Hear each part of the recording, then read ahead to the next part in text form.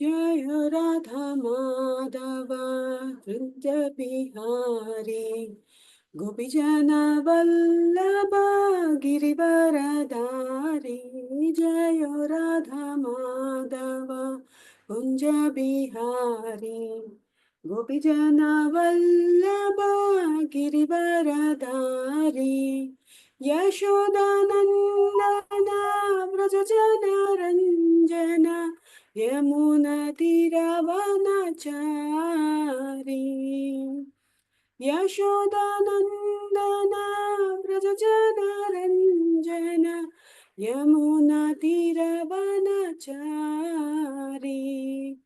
जय राधा माधव कुंज बिहारी गोपीजन वल्लभ गिरिवरधारी।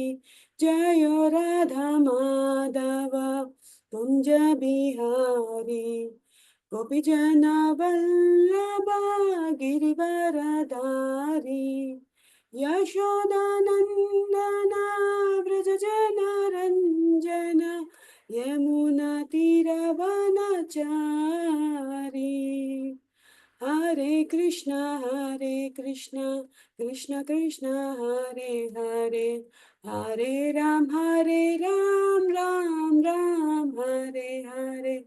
हरे कृष्ण कृष्ण कृष्ण हरे हरे, हरे राम राम राम हरे हरे।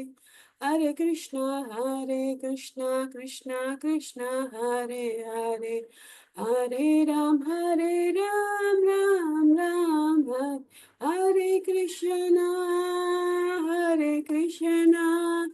कृष्ण कृष्ण हरे हरे, हरे राम राम राम हरे हरे। हरे कृष्ण कृष्ण कृष्ण हरे हरे, हरे राम राम राम हरे हरे।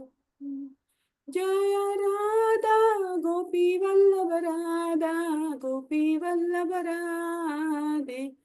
जय राधा गोपीनाथ राधा गोपीनाथ राधे। जय राधा मदन मोहन राधा मदन मोहन राधे। जय जगन्नाथ बालादेवा सुभद्रा माई जय जय सुदर्शन। जगन्नाथ स्वामी नयन पथगामी नयन पथगामी भाव तुम्हें।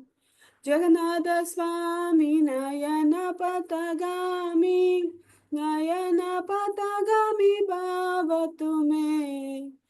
निताय गौरांगो निताय गौरांगो निताय गौरांगो गौर हरि। जय सच्चिनंदन जय सच्चिनंदन जय सच्चिनंदन गौर हरि। पतिता पावना पतिता पावना पतिता पावना गौर हरि। जय जय प्रभुपाद प्रभुपाद प्रभुपाद जय जय प्रभुपाद जय जय गुरुदेव गुरुदेव गुरुदेव जय जय गुरुदेव निताय गौरा हरि बोल हरि बोल हरि बोल निताय गौरा हरि बोल। हरिनाम संकीर्तन की जय। श्रील प्रभुपाद की जय।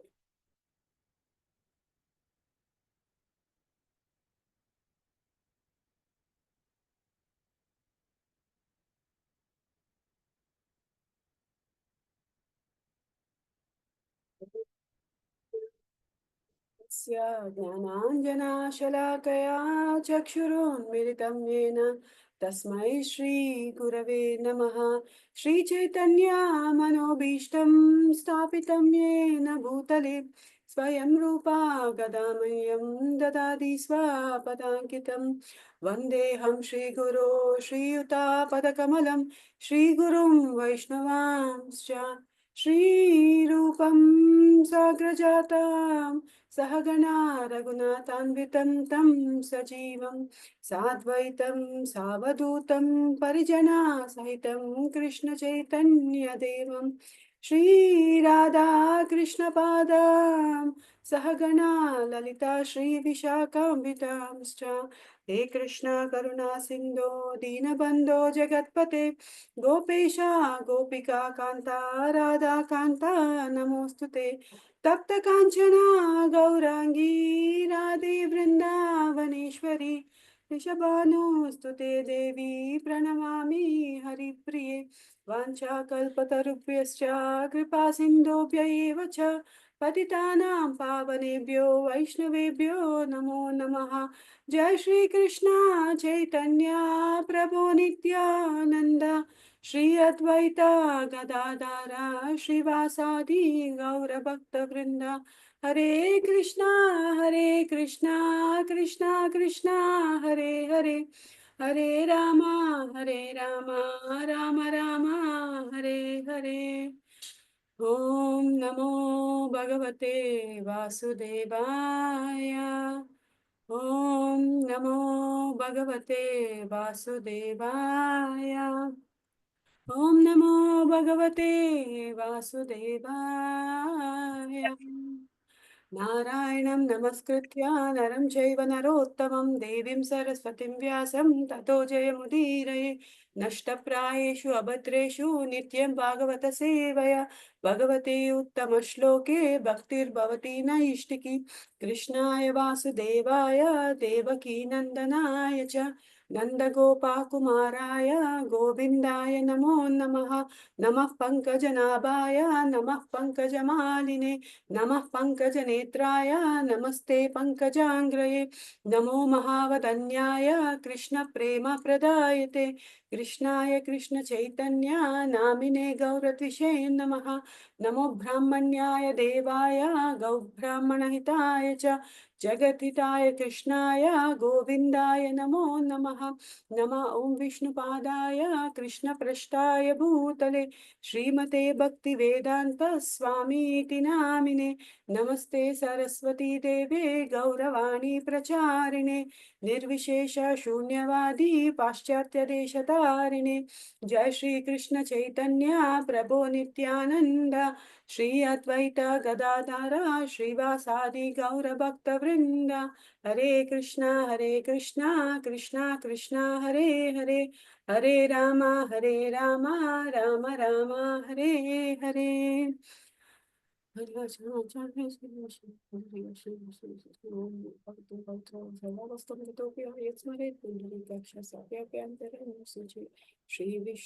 Shri Vishnu Shri Vishnu.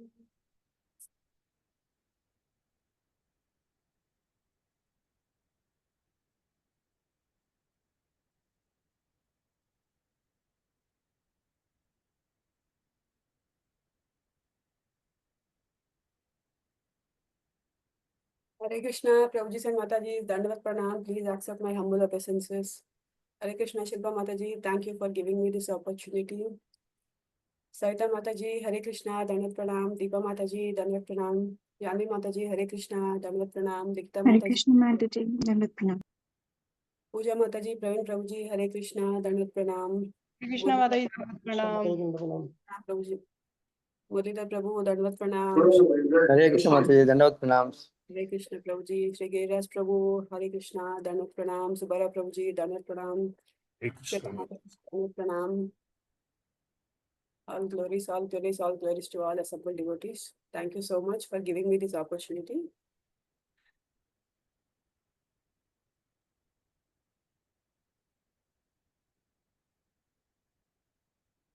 So as I always say, I have zero qualification to even read Bhagavatam. Forget about reading in front of all of you.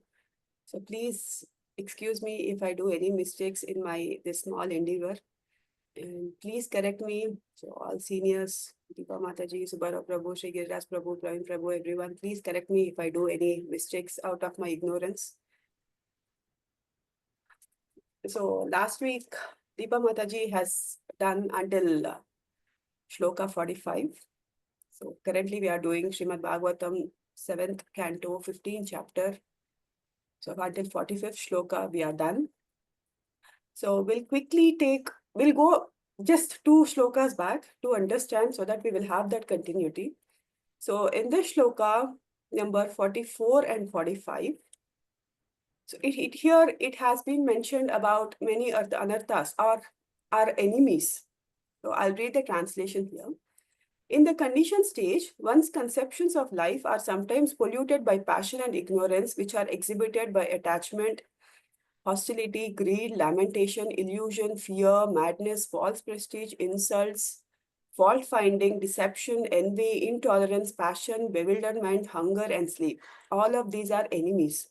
Sometimes one's conceptions are also polluted by goodness. So, Prabhuji and Mataji, so all these, whatever the qualities or whatever the mentioned here are considered to be our enemies. Because why these are enemies? So, who are enemies? Who doesn't act according to our wish? So, those we are considered as enemies, right? If, for example, I want something to be happen like this, and someone is stopping me, so I will consider them as my enemy. So I am trying to prosper in spirituality. I'm trying to be more Krishna conscious. I'm trying to every living entity, some or the other time, they have to go to the Goloka. That is their final destination, right? Everyone, if not in this life or next life or after 10 lives or after 20 lives, every living entity has to go back to Krishna. There is no doubt about it. But some, depending upon our consciousness, either in this life or next life or next life or after 100 lives, so everything will keep on influencing us. So basically, we keep on acting on the 3 modes. So all these 3 modes will keep on influencing us. They doesn't let us be in the correct path. For example, even if you see in the last sentence, sometimes one's conception are polluted even by goodness. So sattva guna. See why when someone is in sattva guna, why the conception is polluted? See, sattva guna means that person is not. We cannot consider the person to be a spiritual person, right? For an atheist can also be in the mode of goodness, right? He or she can do everything in good. They have good human nature. They have humanity. They might support. They might donate for some social causes. They might donate for some anadh ashrams or something for any good. They can be, they always be in that helpful nature. So they are in the mode of goodness. But unfortunately, they will not have bhakti in their life, right? We have a very good friend, me and Arvind Prabhu. So we have a very good friend when we were living in Germany. He's a very nice person. He's always kind. He always tries to help everyone. But he's an atheist. He don't believe in God. So they don't have any altar also in their house. They don't have even a single God photo. Forget about altar. Not even a single photo, or even in this size of photo he doesn't have. But he's a very nice person. He'll be always in the mode of goodness. He tried to help. So he purely believe in humanity. So whenever he helps something, he sees that is only God. So there is no need to pray God extra, right? So fortunately or unfortunately, we are always tied by the three modes of material nature, right? Mode of goodness, mode of passion, and mode of ignorance. Sattva guna, rajoguna, tamoguna. So sattva guna people, though because they are in the mode of goodness, so they're the best what can happen for them is they go to the higher planet, not beyond that. But after they enjoy, they will come back. So that is for sure, that will happen. And for Rajoguna and Tamoguna people, forget, either they will remain in this material world or they'll fall down to the animal kingdom. But going above the Bhuloka is also not possible for them. So Krishna said in Bhagavad Gita in 2nd chapter, 45th shloka, he told Arjuna that you have to you have to be transcendent to all these three modes, right? Traigunya Vishya Veda Nishtraigunya Bhava Arjuna. Nidvanvo Nitya Sattvastvo Niryoga Kshema Atmavan. So he said, when you are in these three modes of material nature, your mind cannot be controlled. So you have to act beyond these three, then you are in the right place. So that is what Krishna said. But how does this happens, transcendenting these three modes? How can we do that? The only way is to surrender to Krishna. So that also Krishna told. Daiviyesha gunamayi mama maya duratyaya. So he said, it is very, very difficult to overcome these three modes. But who can overcome these three modes? Who surrenders unto me? Maya metan tarantite. Whoever surrenders unto me, so those people could overcome these three modes of material nature. Again, okay, is surrendering to Krishna easy? So all of us are trying from many, many years, but still, at least me, I don't want to talk about my seniors here. At least in my case, it's been almost 5 years in Krishna consciousness. Still, there is a lot of struggle. It's not possible to cross or overcome these three modes. So that is the only way who can help is our spiritual master. So Guru Krishna Prasade Paya Bhakti Lata Bija. So how we only by the mercy of spiritual master, we can get that Bhakti Lata Bija. So that seed of bhakti will be plot in us. So only sources, we have to surrender to the spirit. We have to find a nice spiritual master. We have to surrender him. So with the mercy of Krishna, we will get in touch. We will get the association of the spiritual master. And once we get the association of the spiritual master, we will get the mercy of Krishna. So both are interlinked. The spiritual master and Krishna are like railway tracks. Now, both of them, mercy of spiritual master, Krishna will enter our life, and once Krishna's mercy is there, spiritual master will come into our lives. So we have to take them as a path, as a train track. And see, even in Bhagavad Gita, Krishna has told us in many instances, see, whether it is good or bad, bhakti has got nothing. See, pious activities or impious activities, they are different from bhakti. So just now I gave the example of our friend. So he is a very pious person, good person. He doesn't harm anyone. But it has got nothing to do with bhakti. Bhakti, pious activities and impious activities are completely different from the bhakti. Right? And even in Bhagavad Gita, Krishna gave us many instances how to reach him. There are many shlokas he has explained. For example, he has explained in 4th chapter, Janma Karma Cha Me Divyam Evam Yoveti Tattvataha. So he explained that once you know my Janma and Karma, my birth and my activity, you will not take birth here again.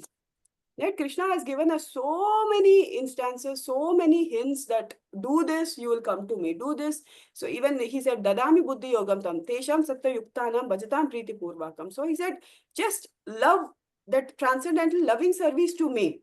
I will give you the knowledge. Dadami Buddhi Yogam Tam. So I will give you the knowledge. How can you reach me? And even in 18th chapter, he said, Man Mama Mada Madbhakto Madhyajimam Namaskuram. So just think of me, worship me, surrender to me, pay obeisances. So Krishna keep on telling us, do this, do this, do this. You will come to me. You will cross the ocean of birth and death. But still, our struggle keeps on happening because we are completely surrendered with all our enemies. Intolerance, passion, hunger, sleep, false prestige, ego, whatnot, attachment, everything. Because of this, unfortunately, we are not able to move towards Krishna. So 45th also the same thing. See, as long as one has to accept a material body with its different parts and paraphernalia, which are not fully under one's control, one must have the lotus feet on of his superiors, namely his spiritual master and spiritual master's predecessors. By their mercy, one can sharpen the sword of knowledge, and with the power of Supreme Personality of Godhead's mercy, one must then conquer the enemies above mentioned. So, only possibility is we have to act beyond the three modes. And how can we act the three modes? Once we surrender to Krishna, Daivi Esha Gunamayi, it's very difficult to cross. And how do we cross this? How do we surrender to Krishna? Once we have the spiritual master in our life. So we just have to follow his instructions. Spiritual master is there. A spiritual master is just trying to stand in between Krishna and us. He is trying to pull us so that he can take us along with him to Krishna. So the only possibility is spiritual master. If you have the spiritual master in your life, then this is the easiest way to reach Krishna. So in this way, the devotee should be able to merge into his own transcendental bliss, and then he may give up his body and resume his spiritual identity. So this is a quick introduction what Deepa Mataji has taken last week. So now we will start with text 46. So we'll start with translation by His Divine Grace, A.C. Bhaktivedanta Swami Srila Prabhupada ki jai. So Prabhuji, Mataji, can someone would like to read? Shall I read, Mataji? Yes, Prabhuji, please, Prabhuji. Translation. Otherwise, if one does not take shelter of Achyuta and Valadeva, then the senses acting as the horses and the intelligence acting as the driver, both being prone to material contamination, intentively bring the body, which acts as the charioteer or to the path of sense gratification. When one is thus attached again by the rogues of Vaishya, eating, sleeping, and mating, the horses and chariot driver are thrown into the blinding dark bell of material existence, and one is again put into a dangerous and extremely fearful situation of repeated birth and death. Hare Krishna, Mataji. Purport? Yes, Prabhuji, please also read the book. Purport. Without the protection of Guru Gaura Nitai, Krishna and Balarama, one cannot get out of the dark well of ignorance in material existence.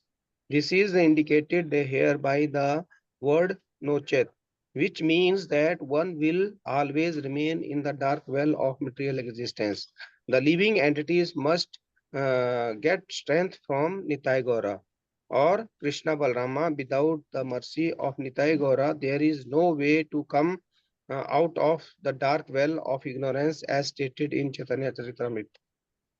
Bande Sri Krishna Chaitanya Nityananda Nityananda Sahuditau Gode Pushpatau Chitrau Samadau Tamo Nudau. I offer my respectful obeisances unto Sri Krishna Chaitanya and Lord Nityananda, who are like the sun and moon. They have arisen simultaneously on the horizon of Gaudiya to dissipate the darkness of ignorance and thus wonderful bestow benediction upon all. This material world is a dark well of ignorance. The fallen soul is this dark well, must take shelter of the lotus feet of Gauranitai, for thus he can easily emerge from material existence. Without their strength, simply attempting to get out of clutches of matter by speculative knowledge will be insufficient. Hare Krishna, Mataji. Prabhuji, thank you so much.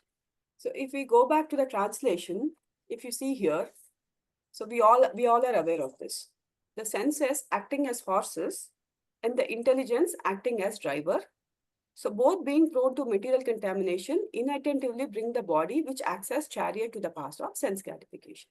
So we have the senses always misleading us, misguiding us, and our intelligence. Intelligence is the driver of the senses.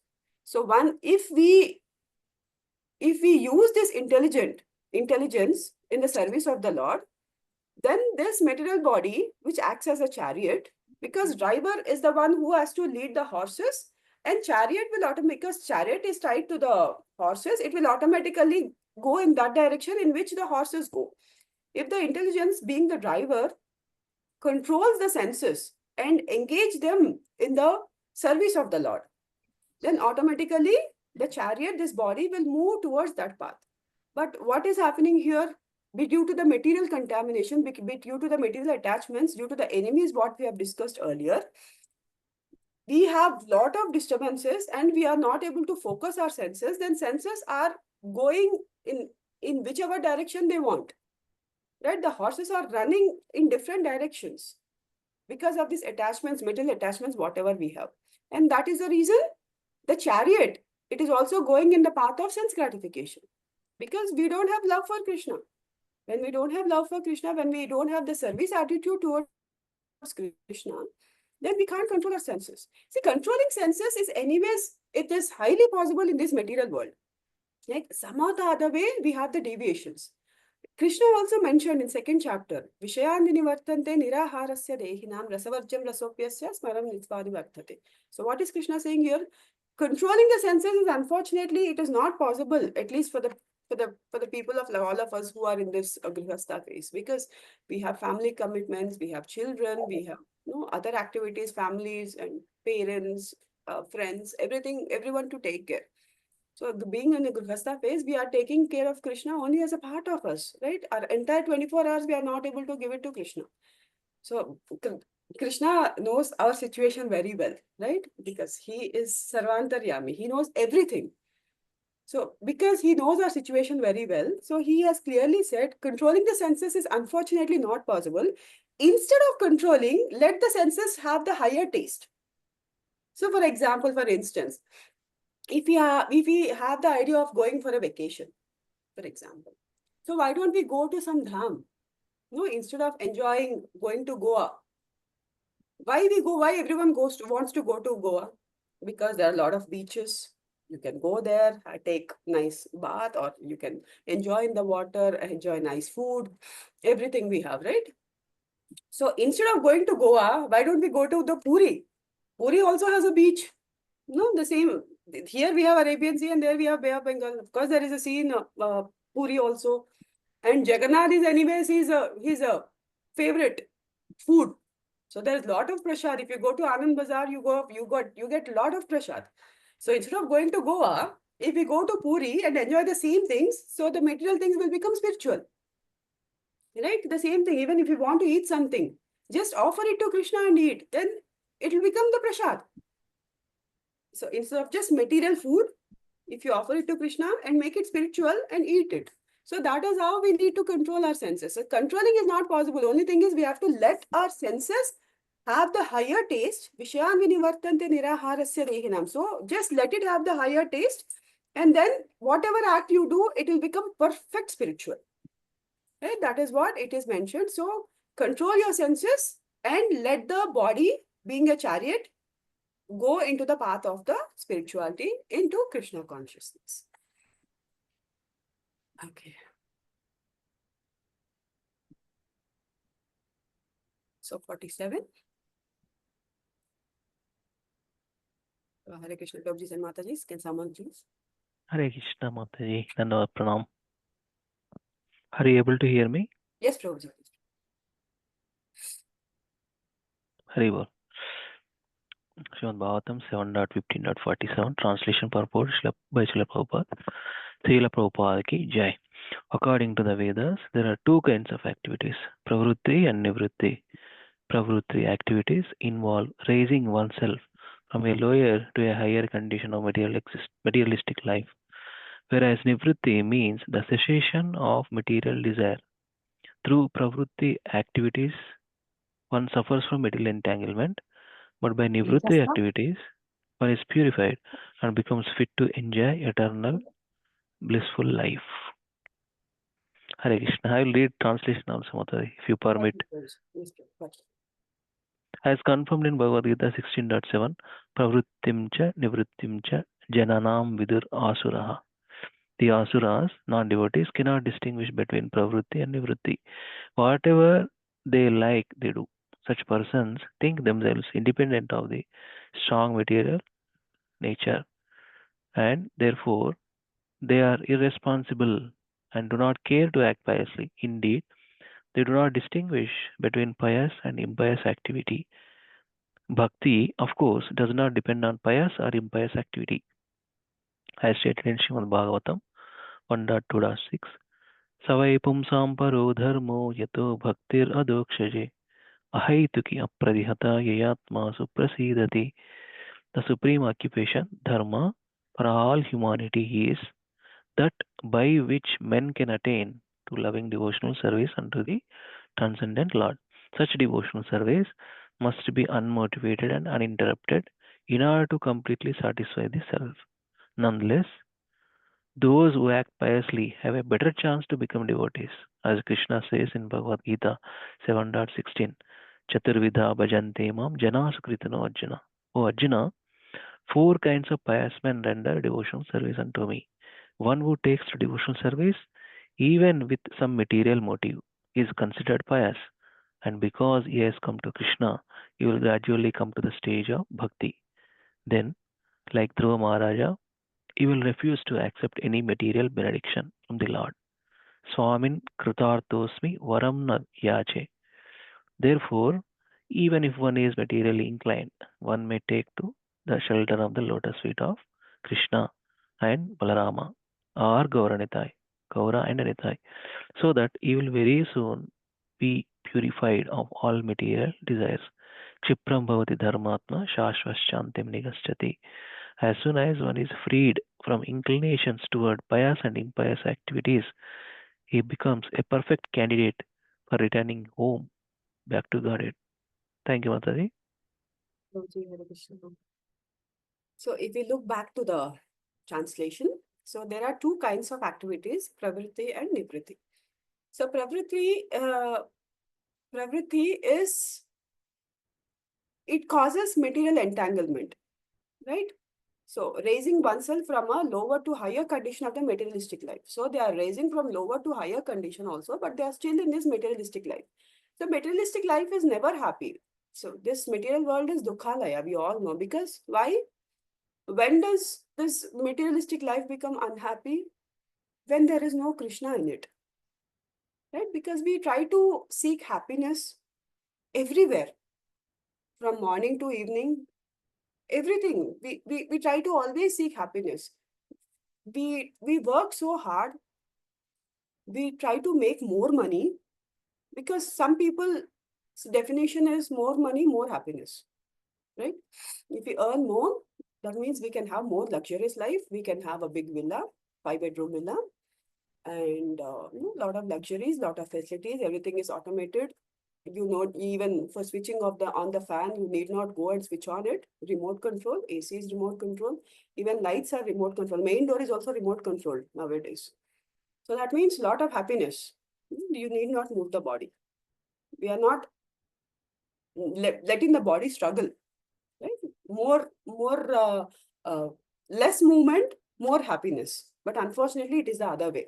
The less the movement in the body, the more the diseases.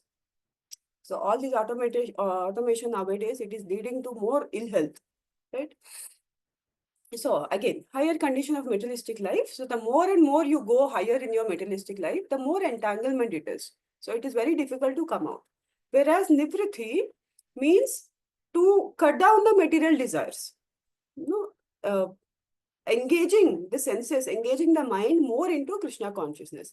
A person who has this perfect Brahmanical knowledge, he will not even think of pravritti marga. So he will think only of nivritti, because he knows pravritti is, it's like karma kanda, always material benefits.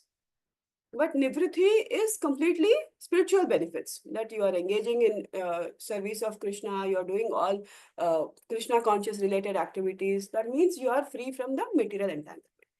See, again, as mentioned in the purport here, See, as I told you earlier, bhakti has got nothing to do with either the pious or impious activities. Both. It doesn't mean that you are a pious person, you have bhakti in your life. But comparatively, a pious person has a better chance to become a devotee. If we take the example of Dhruva Maharaj, as mentioned in the purport, see, Dhruva Maharaj, he has started meditating on Krishna only because his stepmother Surichi didn't allow him to sit in his father's lap. So that was the point which has hurt him deeply.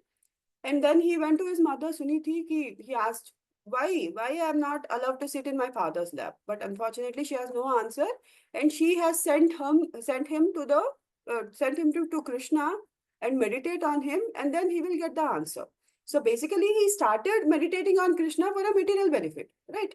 That he was upset that he was not allowed to sit in his father's, in a way. In a way, it's a material benefit because he was upset because his stepmother didn't allow him to sit in father's lap. So that is the reason he started meditating on the holy names. Then Narada Muni appeared. He gave him the mantra, Om Namo Bhagavate Vasudevaya, and he started meditating.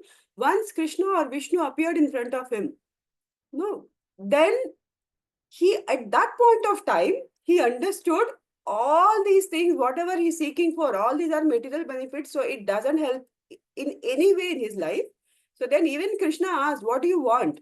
So he said he doesn't want anything material. What all he wants is only the loving service, transcendental service unto you. So that is the only thing what he asked Krishna, right? So at least a pious person has a better chance to become a devotee. And forget about the non-pious person or Mayavadis. They don't consider anything. Whatever we have today is because of Krishna. So that is the difference. And the basic purpose, if you see, Savai Pumsam Paro Dharma Yato Bhakshira Dokshaja. The basic dharma of humanity is the service. Spiritual, any person, if you want to grow spiritually, the only thing what he has to do is the devotional service. And how it has to be? It should be unmotivated and uninterrupted. So there should be enthusiasm in whatever service we do, right? Utsaha nitsayat dhairyat. So that was mentioned in NOI, Nectar of Instruction also. So whatever activity we do, there should be utsaha, there should be nishayat, and there should be dhairyat. Always enthusiasm. The more enthusiastic you are in a spiritual service, the more Krishna reflects. So always the activities, the services, whatever do in spirituality should be always uninterrupted and unmotivated. See, again, coming back to our senses.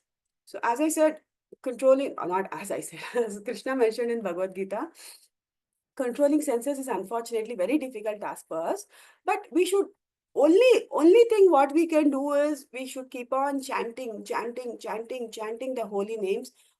So during this process, at one particular time, automatically our material desires will come down and our spiritual desires will increase. So earlier, if we see, Sunday means all nonsense activities, right? Before coming to the spirituality.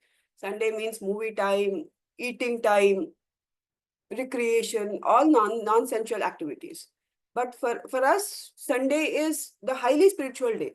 Morning satsangs, evening satsangs, a lot of programs here and there running. Sunday is completely Krishna day. So I call it Sunday. It's not a Sunday, it's a Krishna day in my life at least. So completely only Krishna. There is nothing else on Sunday.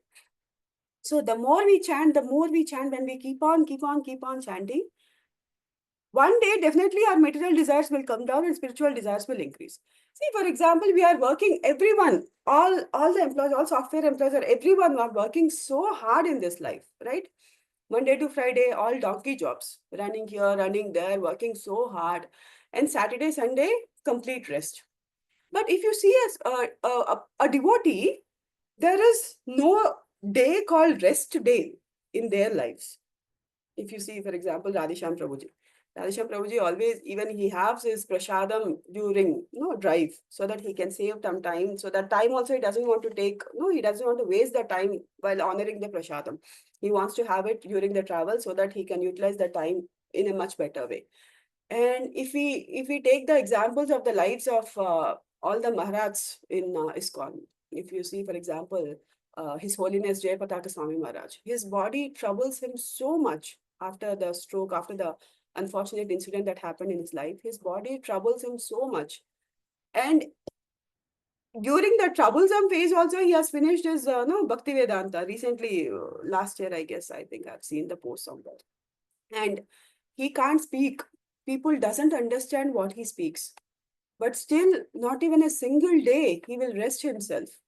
Even in that difficult situation, he keeps traveling from one place to the other place. And if you see also, like many examples, His Grace Chaitanya Chan Prabhu, his leg doesn't allow him to walk for long distances. And His Holiness Trivikram Swami Maharaj, even for him, he doesn't have one leg. So many people are struggling so much, that body troubles them so much, but they understood this is, after all, body. It's just a matter of time. It will become either stool or earth or ash, right? So once we try to understand this, then automatically, yes, body should be cared, because when the body doesn't cooperate, we can't do even the spiritual activity. Even chanting would be difficult sometimes if body doesn't cooperate. If we don't have control on the nerves, even chanting would become difficult. But still, once we understand we are not this body, we are a soul, then we try to engage all our organs, whatever is possible way, whatever to our level. Yena kena prakarena.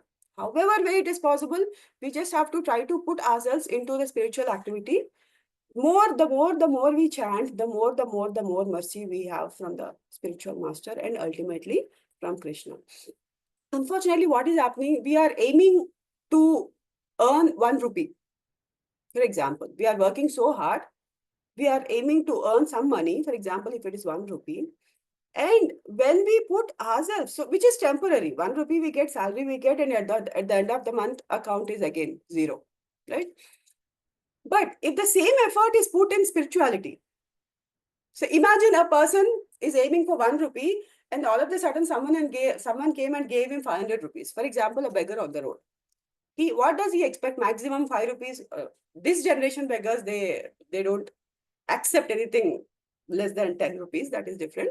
But someone puts 500 rupees in his begging plate. So imagine what would be his feeling. That would be exactly in our Krishna conscious also. So we are trying to be happy materially, but that is temporary. So matra spashastu kaunteya sitoshna sukha dukkadaha. So this happiness and distress are like seasons. They keep coming and they keep going. But the spiritual happiness, whatever Krishna will give us, that is eternal, that remains forever.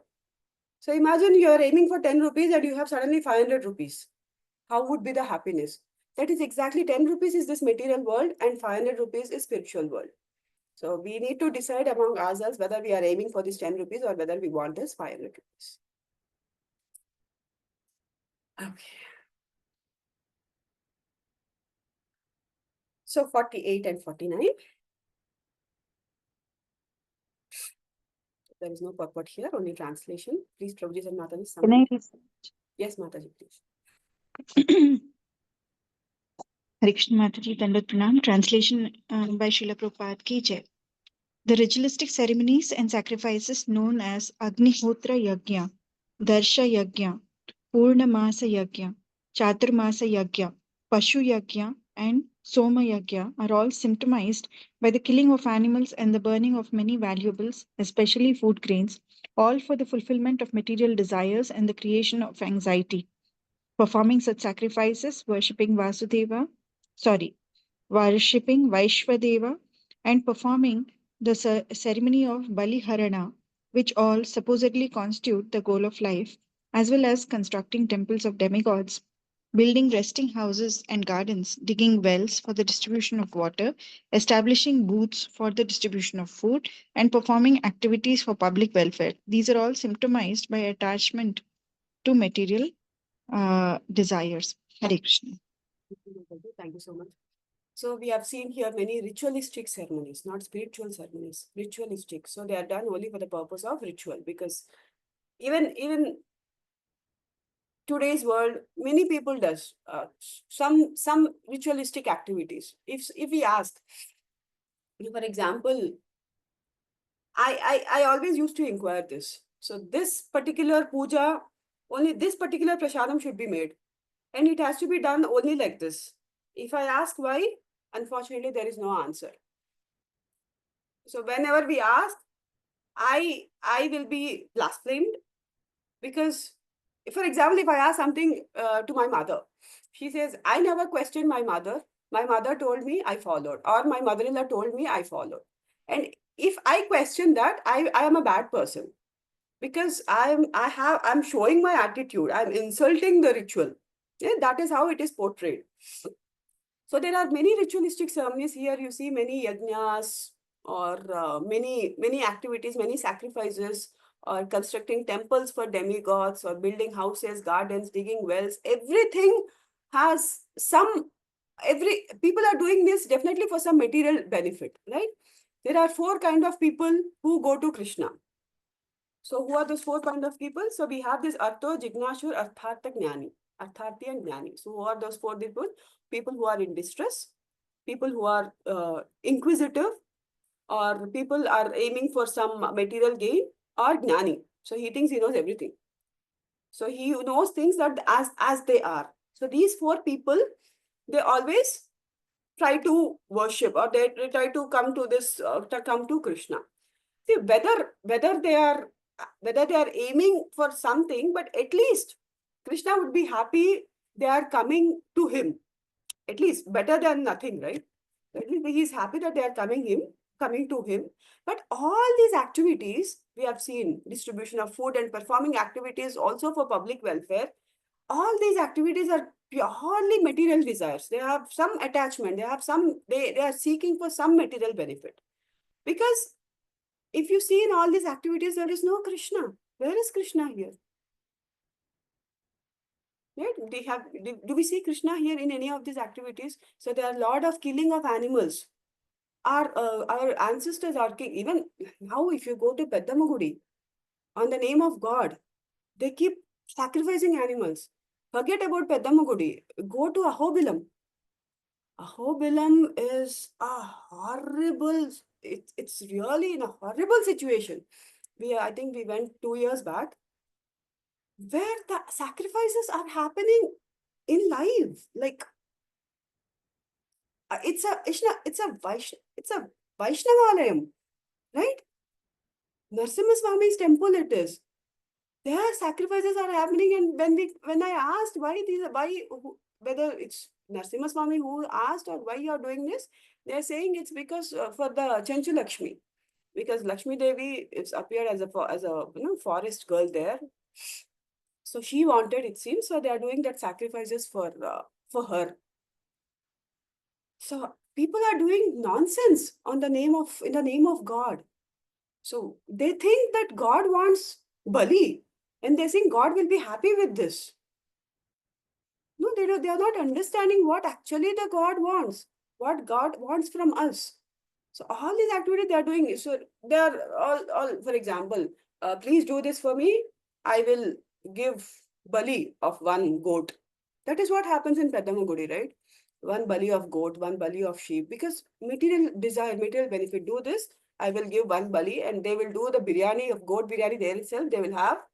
And even the unfortunate part in Ahobilam is they're anyways eating mutton biryani there, and there are also beer bottles lying next to it because they're enjoying along with biryani. They want some chilled beer, right? So all the beer bottles are lying in that area where you keep climbing to that main stupam. What is it called? I forgot it. So the path there. Ugrastamba. Okay, Ugrastamba. Ugrastambam, Prabhuji. Thank you so much. So Ugrastupam. So the entire path is full of beer bottles because people want to chill in between, have some beer, relax, and then they keep walking. I don't know what is the conscience of the people why they are also climbing there just for some fun activity. For many people, it's a fun activity. It's like climbing Himalayas. In the same way, they are also climbing. They are also trying to go to the Ugrastupam. That is what happening there. So all these are material benefits. Why people, though they have some material desires, they are trying to find happiness in that, but still they are not finding it because happiness ends in some time. Until they eat that biryani, that curiosity, that lust to eat biryani, that desire to eat biryani, they'll be full happy. Once the biryani is done, it will get digested, then done again. Again, neutral. So why they are not finding happiness there, only temporary happiness? Because there is no Krishna in these activities. No, it's material world is purely dukkhalaya. Because there is no Krishna, there is no happiness. Right? And even if we see, for example, we see the Ashwamedha Yagna. Many kings, they perform, right? Even Yudhishthir, he performed Ashwamedha Yagna. And at the end of Yagna, what they do? Bali of horse. And there are also instances, there are also some it's mentioned in our Vedas that even cow is sacrificed. Though we consider cow as a mother, it is sacrificed. But there is a purpose behind it. So it will get a young life, or it will get a human life, so that, see, only for a human, it is possible to go back to Krishna because of the intelligence Krishna has given us. For animals, unfortunately, it is not possible. So every living entity has to end up in the human life, and through human life only, they can go back to Krishna. So people, they say, if you give the bali, they get the human life, and after that, they will have the possibility to reach God. That is fine. But are they gaining any happiness out of it? For Ashwamedha Yagna, they spend how much money we can't even imagine, because it is done for more than a year, I guess. So they are almost 25,000 brahmanas who work for this yagna. So feeding 25,000 brahmanas for 1 year, 2 or 3 meals. Imagine how much would it cost. Of course, our kings had a lot of money, a lot of assets, so they are able to afford it. But finally, what is the goal of it? Some material benefit only, right? And when there is no Krishna, unfortunately, there is no happiness in this material world. So, text 50-51. Mataji, can I read? Yes, Mataji, please. My dear King Yudhishthira, when oblations of ghee and food grains like barley and sesame are offered in sacrifice, they turn into celestial smoke, which carries one of the successively higher planetary systems like the kingdoms of Dhyuma, Ratri, Krishnapaksha, Dakshinam, and ultimately the moon. Then, however, the performers of sacrifice descend again to the earth to become herbs, creepers, vegetables, and food grains. These are eaten by different living entities and turned to semen, which is injected into female bodies. Thus one take birth again and again. Hare Krishna. So here Narada Muni is talking to Yudhishthir. So all these ghee, food grains like barley, sesame, everything is offered and they turn into smoke. So what is the result of it? So finally, so many yajnas are performed. What is the result of it? Maximum, what the benefit they get is to reach the higher planetary system, not more than that. Beyond that, unfortunately, it is not possible. See, a person is very rich. For example, we consider, we can take the example of Steve Jobs, for example. Steve Jobs have achieved a lot in his life. iPhone, basically products. And we know how he died. Unfortunately, he left his body, he's no more. A person doesn't realize in his material life what is the ultimate goal, because when there is no pain, they don't understand. Anyone, even all of us, why do people go to temple? Whether either it should be a festival, because people think on festival day God is very merciful, so whatever we ask, he will give. On festival days, if you have to see, temples are totally full, because maybe something special is happening in the temple. One person goes and other person also keeps following. We'll see what is happening in the temple. Maybe God is ready with a bucket of gifts. He will distribute, because that day God will be very merciful. Or when do people go? When they are in some problem or some stress, some inconvenience in his life. So they'll go and they start business with the God. So please do this for me. I'm not getting children. Please do this for me. I'll do this for you. I'm not getting promotion for 2 years. Please get me a promotion. I'll give my half salary, or I'll give you 10,000 rupees. I'll put in your hundi. And even Tirupati also, they do the same thing, right? If you get me this, I will climb and I'll climb the steps and come to you. Or I'll put this in your hundi. All I will mundan, I'll cut my hair. So all these are just a business transaction with God. See, imagine a person is very rich, very pious person. He has a lot of money. And suddenly he got to know that he has cancer 4th stage. Hardly 1 month or 2 months life, not more than that. How much in distress would that person be in? So if you, at that particular point of time, if he gives him something favorite to him, for example, he always liked Pani Puri in his life, or he liked Gulab Jamun, or ISKCON favorite example. So he liked Gulab Jamun or Pani Puri. So would he be happy to have Pani Puri or Gulab Jamun at that particular point of time? No. Earlier, he used to have a lot of happiness while eating Pani Puri. He always wanted to eat. But at that particular point of time, would he be happy to eat it? No, he does not have any feeling for it. Right? Earlier, which gave him happiness, now it is giving distress to him.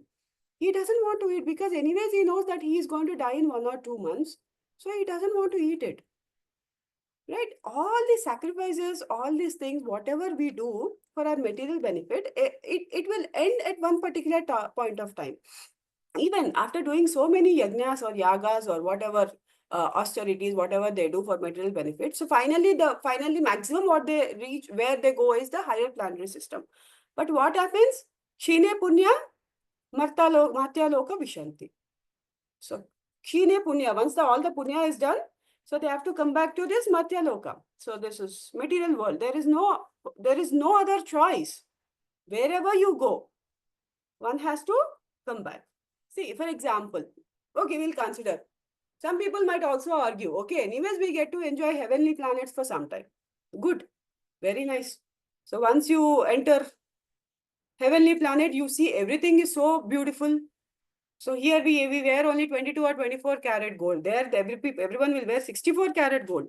Everything is happiness. Lot of food, lot of drinks, all 24/7 recreation activities. All the damsels will keep on dancing, singing. Life is so beautiful. So what happens once a person enters heaven, so he'll be honored with a garland, fresh flowers garland. So that fresh flowers will never fade. They'll never dry up. They'll keep on remaining like that only. So until Kshine Punya. So until your Punya is done, that flowers will be always fresh. Once the Punya is done, whatever the pious activity you have done has come to an end. The balance, once the balance will become zero, the card will not be active anymore. If you try to put the ATM card in the ATM machine, they say invalid because there is no balance. Same thing, once the balance is done, what happens? Now the flowers, whatever, the garland, whatever is there around the neck, that will start drying up. Slowly it will start drying up. That is the indication, okay, now it's time to go back. Go back means come back to this Dukkhalaya. So what happens? The dutas, whoever there in the heavens, they bring the person. They said, we'll just go for a walk. Come. And they'll push from there. So before falling onto the Bhuloka, they will fall onto the Bhuvarloka. Bhuvarloka is just exactly above Bhuloka, right? So what happens there? There are many ferocious, furious Rakshasas there in the Bhuvarloka. So once they see that these living entities are falling from the heaven, they'll immediately eat them. But the living entity will be terrified looking at that Rakshasas. They'll be very, very ferocious, we can't even explain how they look. So very ferocious, very ferocious Rakshasas. And they start crying, they start weeping because they are so much scared, right? So when they cry, their eye drops will fall onto this material world, Bhuloka. And through those eye drops, they take birth as herbs, creepers, vegetables, and food grains. Because when the water falls into the ground, some sort of sprouting will happen, right? So that living entity will take birth as herbs, creepers, vegetables, and food grains. And when they are eaten by other living entity, like not just human being, any other living entity, so they will enter the semen of the father, and through the semen, so through father's body, the semen is injected into the female body. So then the again and again birth keeps happening. So depending upon our past deeds, so we will take up the new body, whether it is an animal body or whether it's a human body or whatever it is. So finally, ultimately, even when you go to the higher planetary system, one has to come back. There is no other choice. See, do you think there is no worry in the heaven? If you see the god of the heaven, Indra, the king of the heaven, Indra is 24/7, he's in worry only. That he's always scared that who will take away his chair. He's always in worry. So when the king of that planet only is under worry, what do we think? What do we expect? That there'll be no worry in that planet? Then if someone thinks like that, they are the biggest fools. So Brahma Bhuvana Loka Punaravartana Arjuna. Mamupetyatu Kaunteya Punarjanmana Vidyate. So from the Patala Loka to the Satya Loka, Brahma Loka, all the floating planetary systems, wherever you take birth. So there is no choice at all. There is no option at all. One has to come back to the original position. But Krishna is saying, Mam upetyatu kaunteya punarjanmana vidyate. If you come back to my loka, punarjanma na vidyate. There is no need to take birth again. So since because of this material attachments, material benefits, we keep on roaming all the 14 planetary system, all the past deeds, all the good karma, bad karma, karma, vikarma, whatever we do, we are keeping roaming in this 14 planetary systems. So once we understand that Krishna is ultimate, and once we go back to the Goloka, then there is no need to take birth again. So this is the, so what it is going on here is the Pravritti Marg. So going up in the material life, finally one has to come back. So this is also, we can, if we talk it scientifically, US has sent people to moon planet, right? Even India has sent Chandrayaan couple of times. But what is the result of it? So did they find out? So what is the conclusion of it? So they found out that unfortunately life is not possible there because there is no oxygen, there is no water. So they have come back. So that's the same thing. Spiritually also people are saying the same thing. Wherever you go, you have to come back. There is no life there. Of course, it will be temporary. In other planets, it will be temporary. One has to come back. There is no other choice. So still people are trying to, scientifically, people still are trying to find out the life, they'll invest so much of money, so much of effort and trying to find about the other planets. But Krishna is clearly saying, Are Abba, wherever you go, you have to come back. There is no choice. Please come to me. Krishna is waiting for us. Come to me. Then you need not go back again. Here we have the ultimate transcendental happiness. So eternal happiness. So please don't struggle in this all 14 planetary systems. Come back to me. That is what Krishna is keep on always saying. So wherever you go, for example, Yanti Deva Vrata Devan. So if you worship demigods, you go there, but you will come back. Pitrin Yantin Pitrivrataha. You go to Pitriloka, you will come back. Bhutani Yanti Bhuteja. You go there, you have to come back. But Krishna says, Yanti Majyajinopimam. So once you come here, there is no need to go back to again. Go back to material world again. So what happens to these people?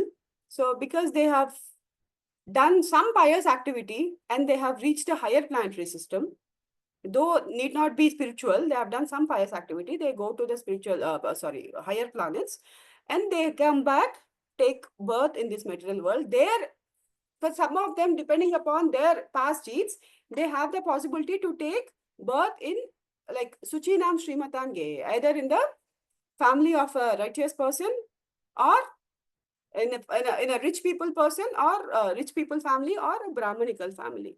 So at least because of some pious activity, whatever they have done, they will have the possibility to start the Krishna conscious activity.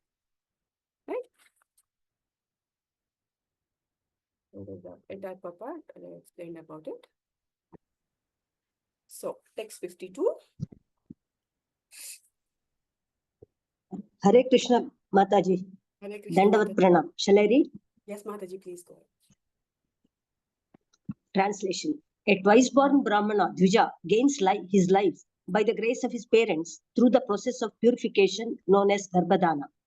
There are also other processes of purification until the end of life, when the funeral ceremony, Antyeshyati Kriya, is performed. Thus, in due course, a qualified Brahmana becomes uninterested in materialistic activities and sacrifices, but he offers the sensual sacrifices in full knowledge into the working senses, which are illuminated by the fire of knowledge. Hare Krishna. So, at Dvija, twice born Brahmana. So, what does this Dvija mean? 2 times borning. So, once life, which has parents, the life that we get from the parents, and second one is the spiritual life that we get from our spiritual master. So, this is called Dvija, twice born Brahmana. So, if you see, there are some sanskaras mentioned here, process of purification known as Garbhadana, and ultimate ceremony is Antyeshti Kriya. So that is the funerals. So let us quickly just go through this 16 sanskaras, what unfortunately we are not performing, but for every activity from before birth itself until the last day, there are different sanskaras, those are performed. So first one is Garbhadana Sanskar. So before even to get pregnant. So this sanskar is performed. I have noted down, I'll just read it just for the information's sake. Second one is Pumsavana. So Pumsavana is once the mother becomes pregnant, to protect the fetus in the stomach, in the uterus. So there Pumsavana sanskar is performed. Next is Simantoyana. So Srimantam basically, Godbarai. So this is performed to fulfill the wishes or desires of the mother. Next one is Jatakarma. This is the birth ritual. Immediately the baby is born. So birth ritual is performed. That is Jatakarma. And Namakarana. Naming ceremony is performed. Sixth one is Nishkramana. So Nishkramana is until 3 months the baby should not be taken out. Only in the 4th month the baby has to be taken out, and that is performed. So first outing of the baby, that is Nishkramana. And then in 6th month or 9th month, depending upon, they'll perform the Annaprasanna. And Chaulam. Chaulam is Mundan, cutting of hair. That is also a ritual. And Karnaveda, ear piercing. That should be also done. Upanayana, we have this sacred thread ceremony. Next, Vedharamba. So after this one, Vedharamba. So Vedas, study of Vedas will start from that time. Next, Samavarthana. Samavarthana is the complete finishing of the education. So that is also a ceremony. Vivaha, that is also a ceremony. Next, the different phases of life. Vanaprastha, Sannyasa. So preparation of Vanaprastha is also one sanskara, and preparation for Sannyasa. So this giving up all the material life, that is also one sanskara. And finally, what you see here, Antyeshti Kriya. That is the funerals. Okay. So if we talk about here, so a person who is aware of this perfect Brahmanical knowledge, so he doesn't go into that Pravritti Marga. So he'll follow only this Nivritti Marga. Because he understands Pravritti is only the Karma Kanda, which only have, people do it only for material benefit. But Nivritti is purely spiritual benefit. So there are some people, even in the spiritual life, they are so proud of their bhakti. So they are doing so many things. They are doing chanting. They are doing so many spiritual activities, and they tend to develop that pride. And some people, they also see, though we understand Krishna is supreme, Krishna is ultimate, but we have to also respect the demigods, right? Demigods, though we don't consider them as God, though we don't consider them as Bhagavan, but they are all Vaishnavas, right? They all are servants of the Lord, Supreme Lord, servants of Krishna. So we need to respect them. Some people, and we need to pay the obeisances. We need to beg, for example, if we worship, if we, for example, Durga, Mother Durga, so we can always ask her to make us free from these three modes of material nature, because she is the person who is responsible, Mother Durga, material nature. So she is the one who is responsible. We can always ask her to make us free, to make us act free from all these material, three modes of material nature, and we can request her to make us the path easy to reach Krishna. So we should not disrespect them. We should always pay our obeisances. It's no need of worshipping them, but we can always pay our obeisances, and we can request them to help us to reach Krishna. Right? But this atheistic people, they don't understand. But a person who is properly in Krishna consciousness, he will understand everything is Krishna. Right? Krishna is the reason for everything. And we need a spiritual master always for this, to make us free from the cycle of birth and death. For example, imagine if someone falls into the well. Okay. So a person who saw this, he tries to put a rope, whatever possible, nearest whatever he has, he'll try to put it inside, and he'll ask you to tie it around your waist so that he can pull you up. But what if the person says, I don't know how to pull, or I don't want to tie it around my waist, you come down, tie it, and go up and pull. So that is foolishness, right? So we have to accept he is trying to help us, and we have to cooperate with him so that he can so he can pull you out from the well. Similarly, if a servant, for example, if a master has a servant, and servant is washing the clothes of master. Example, let's consider. So, of course, he is doing the service to the master. And if the master says, can you please get me a glass of water? And if the servant says, no, I don't want to get now, because anyways, I'm doing your service only. Why do you want to disturb me? Go and get yourself. So would the master be happy? Because he is paying the salary. He has to do whatever. If the master asks for a glass of water, he has to go and get it. He can continue this job again later.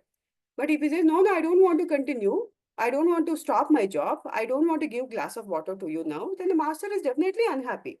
See, if there is no mercy of the spiritual master, Yasya prasadet bhagavat prasado, yasya prasadam na gati kutopim. So what does that mean? If there is no mercy of spiritual master, then there'll be no benediction of Krishna. You don't get Krishna.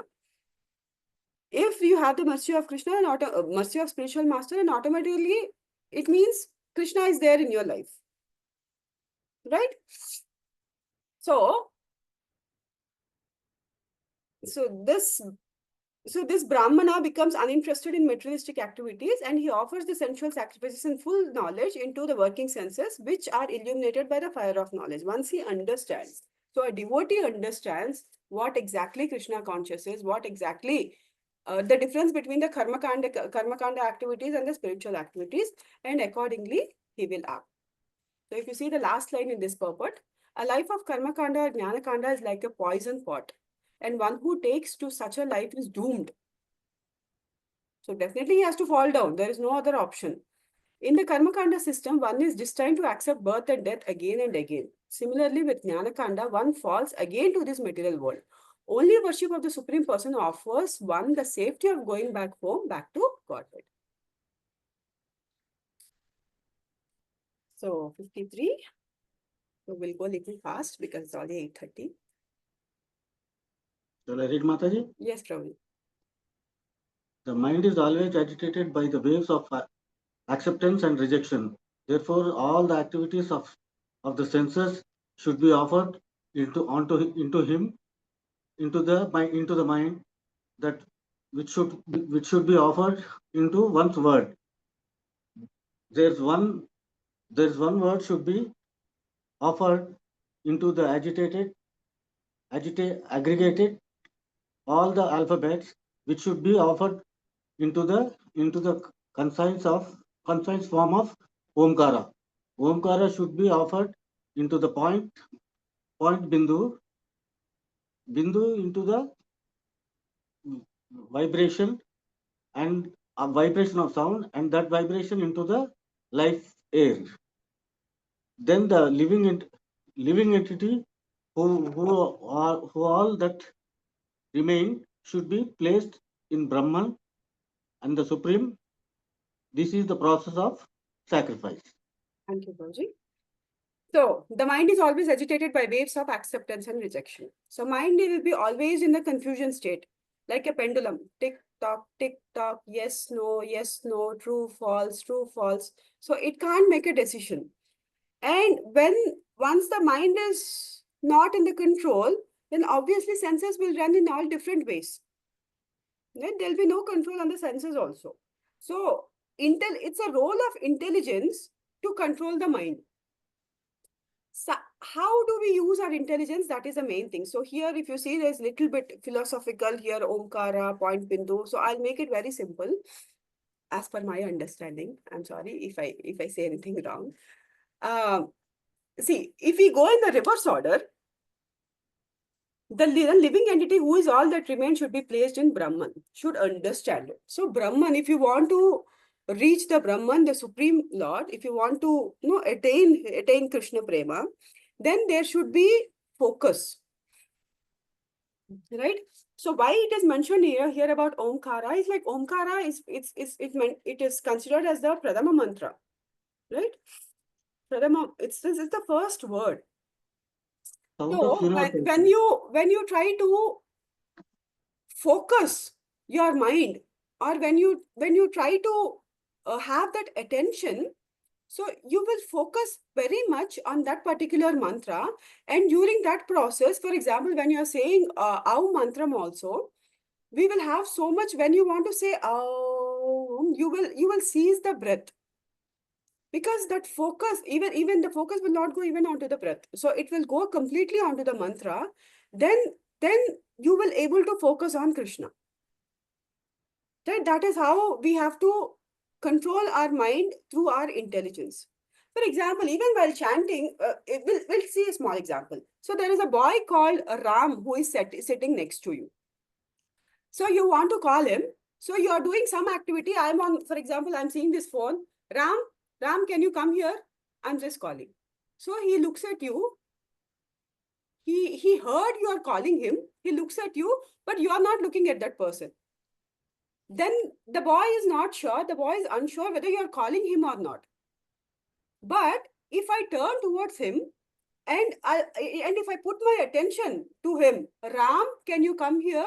And if he sees me seeing him, then automatically he'll come to me.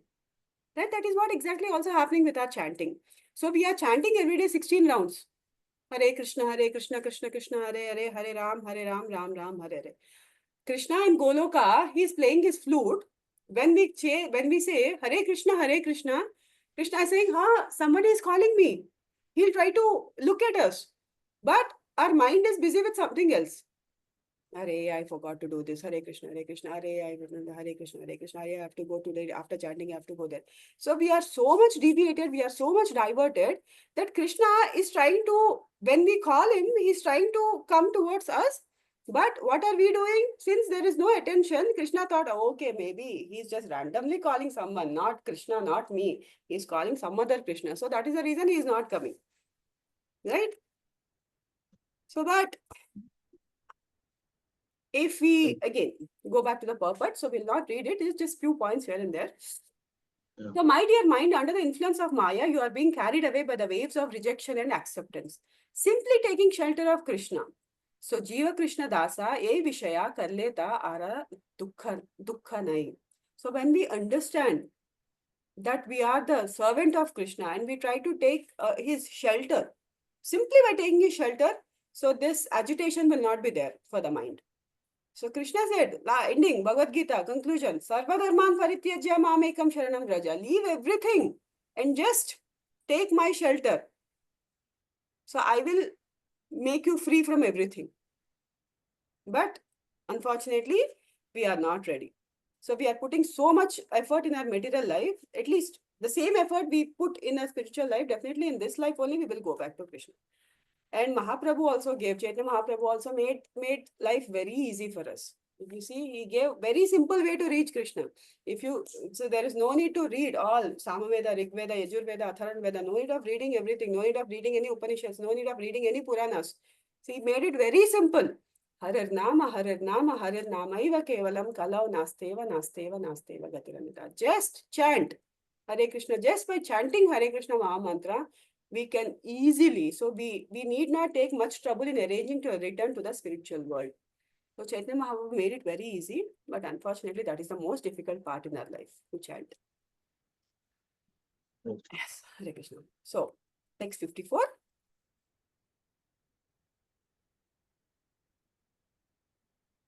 Can someone read Prabhu's and Mataji's? Shall I, Mataji? Yes, Prabhuji. Yes.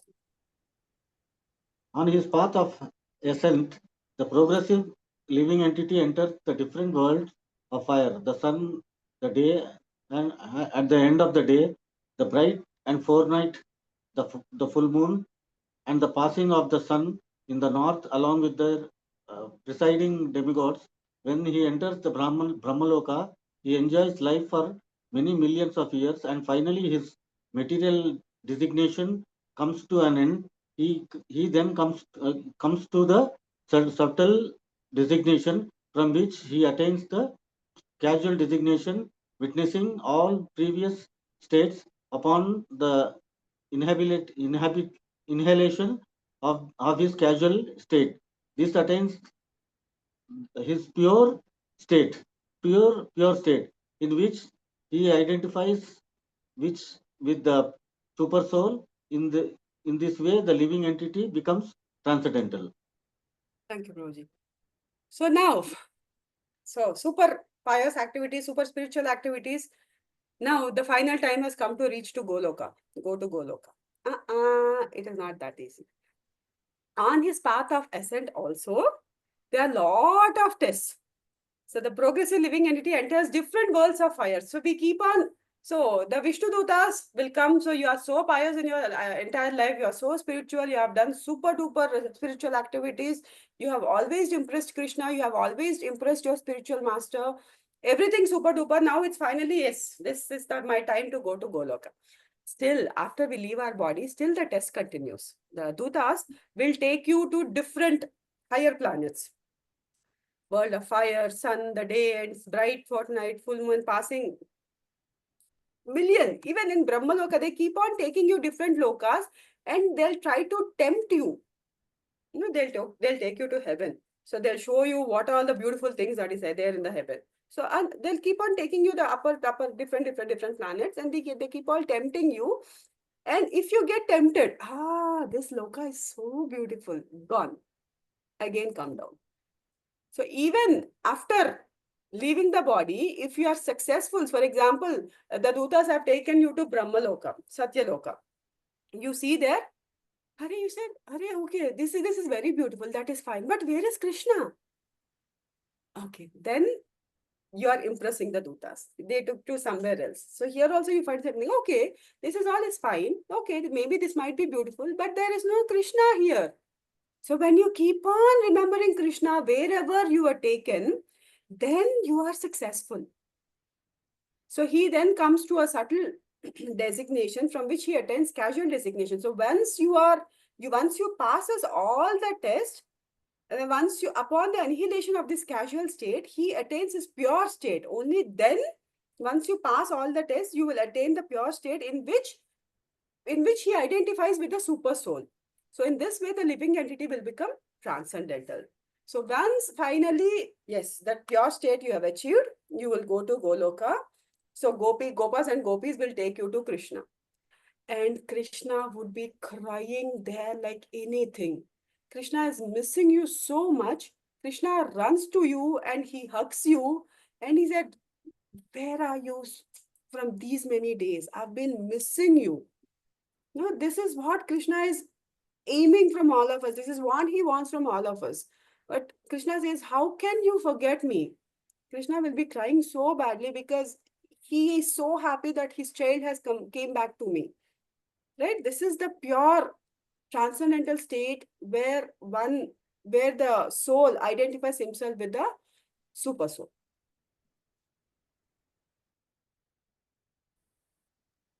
Hare Krishna Text Mataji, 55. Dandavat Pranam. Yes, Mataji. Shall I read? Yes, Mataji.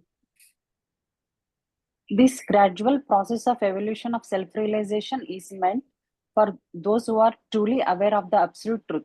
After repeated birth on this path, which is known as Devayana, one attains these consecutive stages.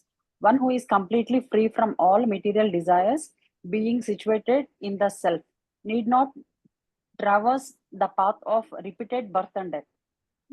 So once you are completely free from material desires, once you understand Krishna is the ultimate, then there is no need to come back, or there is to come back to the path of repeated birth and death.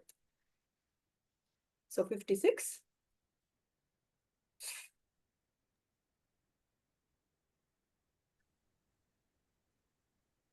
Read Mataji. Yes, Mataji, please. Translation. Even though situated in a material body, one who is fully aware of the paths known as Pitrayana and Devayana, and who thus opens his eyes in terms of Vedic knowledge, is never bewildered in the material world, in this material world. Can you also read this purport, Mataji? Yes, Mataji. Purport.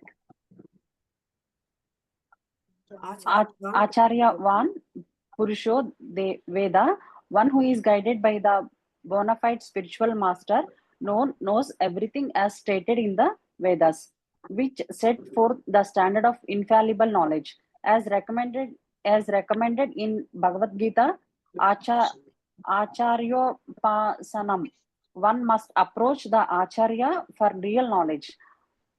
Tad Vijnanartha so guram eva be. One must approach the Acharya for then who will receive perfect knowledge. When guided by the spiritual master, one attains the ultimate goal of life. So ones who are always in association with Guru, Shastra and Sadhu, then the eyes will be always open. Then it is easy to attain the ultimate goal of life. So Guru, Shastra and Sadhu Sangha is very, very important to attain Krishna. 57.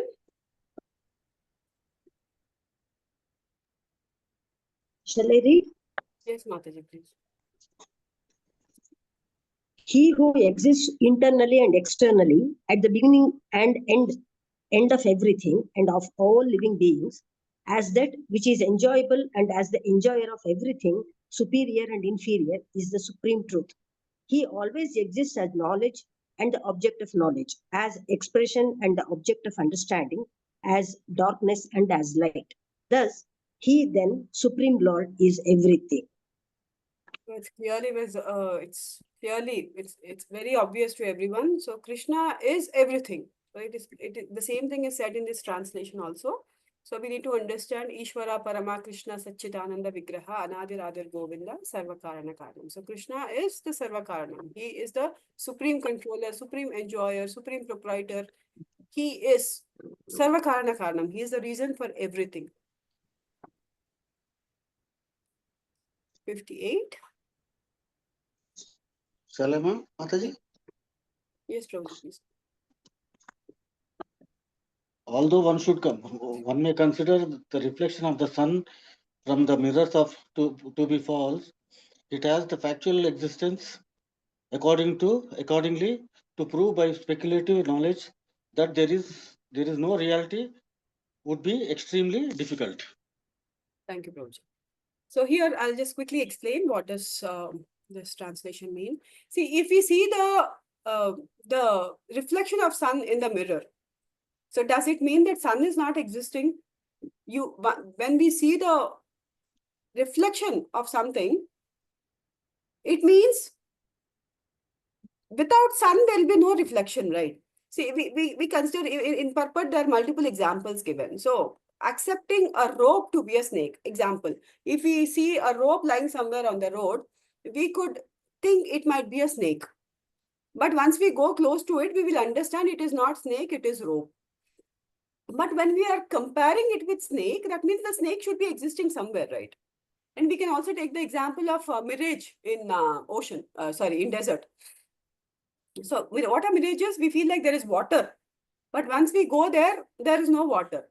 There is no water in the mirage. It doesn't mean that the water is not existing, right? So water is always existing. See, this material world is nothing but it's a perverted reflection of the spiritual world. Everything that is existing in the material world, it is that prototype is existing in the spiritual world also. Because without the main prototype, the reflection will not be there.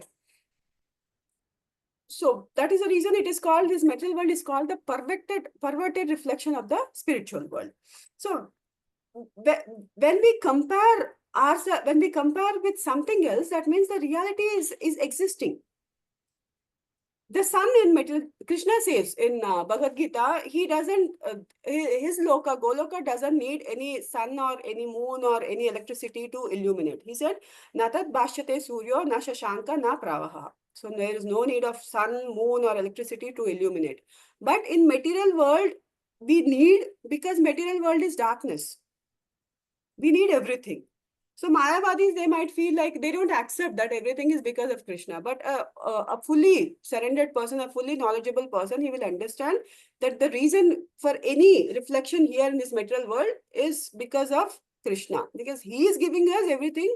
And that is the reason we have everything in this material world. It is not like only out of pure science or pure naturally it is existing. Right? Who is giving the colors to the fruit? Who is giving the smell to the flowers? So flower and smell are two different things. They are not together. But from the distance, before even touching the flower, we can feel the smell. Though they are two different things, but smell is coming out of flower. So similarly, Krishna is existing simultaneously when his energies are existing. Right? Krishna is there and his energy is also existing. Krishna he himself confirmed. Mayadikshana prakriti suyase characharam. So he, everything, all moving and non-moving things, everything is working under his direction. But he is not involved in this material world because this material world is manifested because of our past deeds. Whatever karma we have done, that is the reason we are here. So though everything is coming from Krishna, Krishna doesn't involve much in this work because it is our free will. We have decided that we want to go away from Krishna and because of that we are suffering. Right? And the person who understands this, Krishna is, that is very, it's very durlabham. That kind of person is very rare. So even in 7th chapter, Krishna said, Vasudeva sarvamitam saha mahatma sudurlabhaha. So who understand Vasudeva is sarvam. So that person is very rare. So unfortunately, in this current Kali Yuga, we find such people very rare who understands everything what we have is because of Krishna. Right? This, every false, the reflections, whatever we see here, those are all existing in the spiritual world. That is what Krishna is trying to say us here.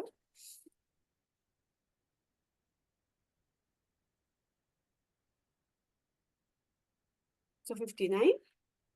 We have just 2 more. We'll finish it. Mataji, can I read? Yes, Mataji, please. Translation by Prabhupada Ki Jai. In this world, there are 5 elements, namely earth, water, fire, air, and ether.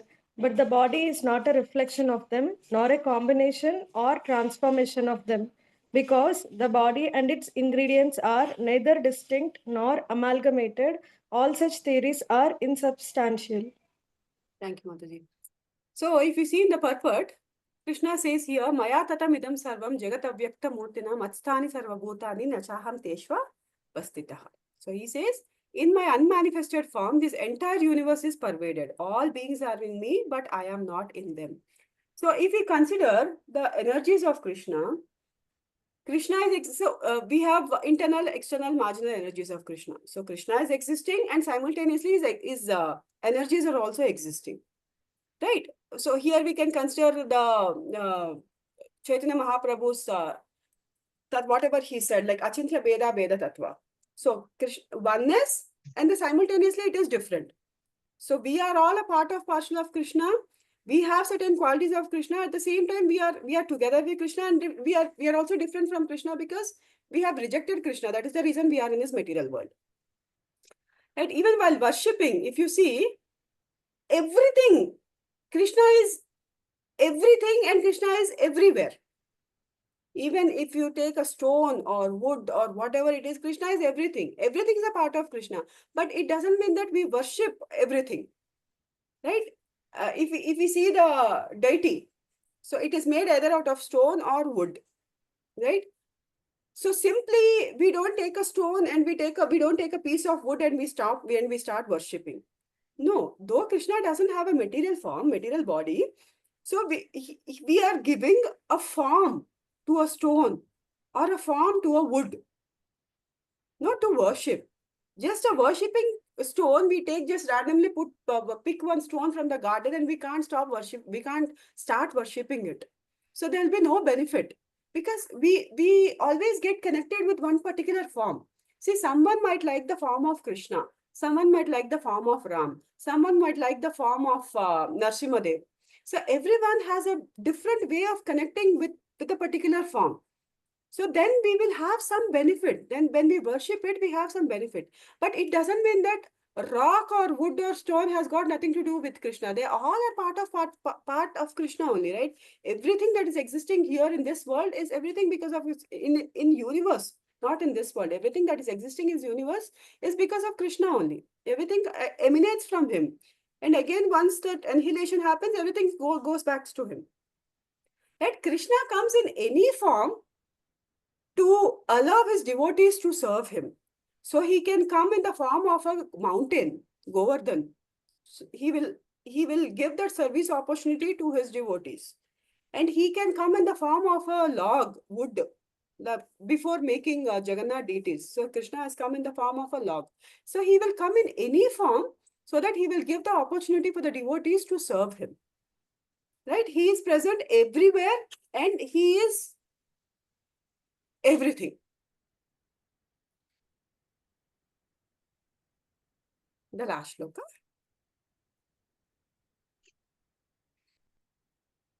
Shall I, Mataji? Yes, Prabhuji. Because the body is formed of the 5 elements, it cannot exist without the subtle sense objects. Therefore, since the body is false, the sense objects are also naturally false or temporary. So this is very simple. So the main problem is we are considering ourselves as a body. So that is the reason so many disturbances, so many differences. So once we understand that we are the soul, and once we understand that we have to give up all the non-dualities of this physiological in this material world, then we understand our real position. So our real position is to be the eternal servant of the servant of the servant of the servant of the Supreme Lord. Dasanudasa. Once we understand our position, then there is nothing to worry. We will simply, and if you see a devotee even aim for a liberation, right? He just wants the service. Every time he aims for a service, he sees himself to be the Dasanudasa, then automatically that pleasure, that happiness will be there.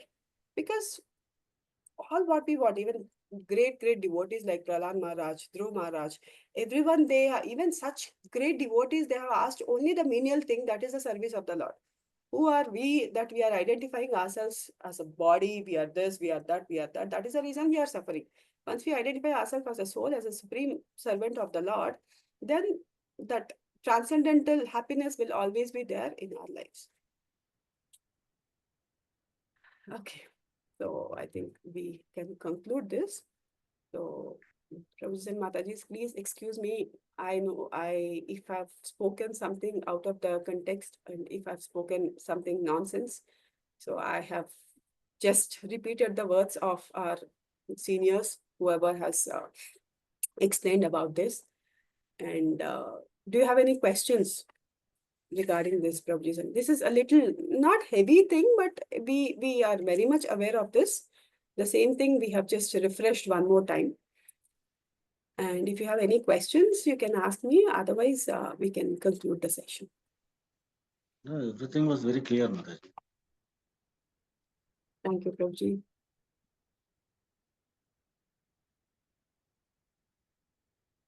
So, Mataji, Shilpa Mataji, can I conclude the session? Can I end it?